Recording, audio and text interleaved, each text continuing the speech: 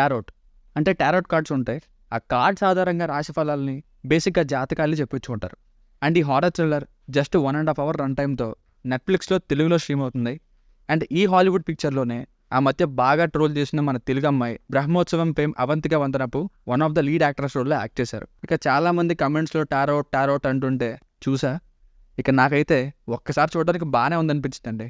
మొత్తం ఎన్నోసార్లు చూసేసిన హారర్ సినిమాల ఫార్మాట్లోనే ఉంటుంది. అండ్ ఒక 20 minutes స్టార్టింగ్ ఏం జరగదు కూడా, కానీ ఎన్నో హారర్ షాట్స్ ఉన్న ఈ death scenes design, sound effects ఏవైతే ఉన్నాయో చాలా చోట్ల భయపెట్టాయి.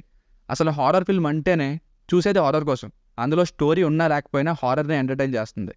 చాలామంది కమెంట్స్లో టారోట్ ఏం బాగాలేదు, అసలు హారర్నే లేదన్నారు. అండ్ వెబ్సైట్లోని నెగిటివ్ రివ్యూస్ కూడా చూసా. మేబీ ఐబామ్లో డౌన్లోడ్ చేసి మొబైల్లో ఓపెన్ స్పీకర్లో చూసుంటారు. ఒకసారి నెట్ఫ్లిక్స్లో హై క్వాలిటీ పెట్టుకొని హోమ్ థియేటర్లోనో లేదా అట్లీస్ట్ ఎయిర్ డోబ్స్లోనో ట్రై చేయండి. సౌండ్ ఎఫెక్ట్స్ వలన చాలా స్కేరీ మూమెంట్స్ని ఫీల్ అవుతారు.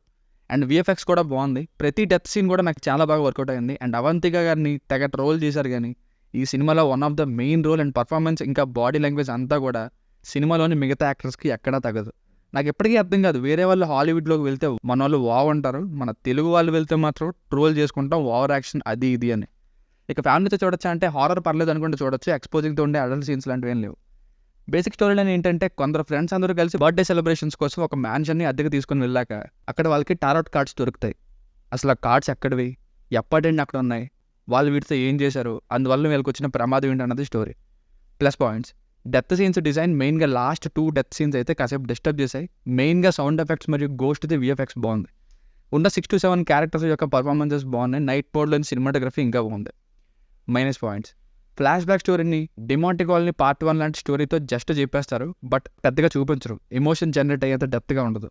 ఇంకా ఎన్నో హారర్ సినిమాల్లో చూసినట్టు ఒక ఫెమిలియర్ ఫార్మాట్లోనే వెళ్తుంది. అండ్ కొన్ని విషయాల్ని అప్పటికప్పుడే అనుకూలంగా ఉండడం కోసం రాశారేమో అనిపిస్తుంది. అండ్ స్టార్టింగ్ 25 minutes కొంచెం మెయిన్ స్టోరీలోకి ఎంటర్ అవ్వడానికి టైం పడుతుంది.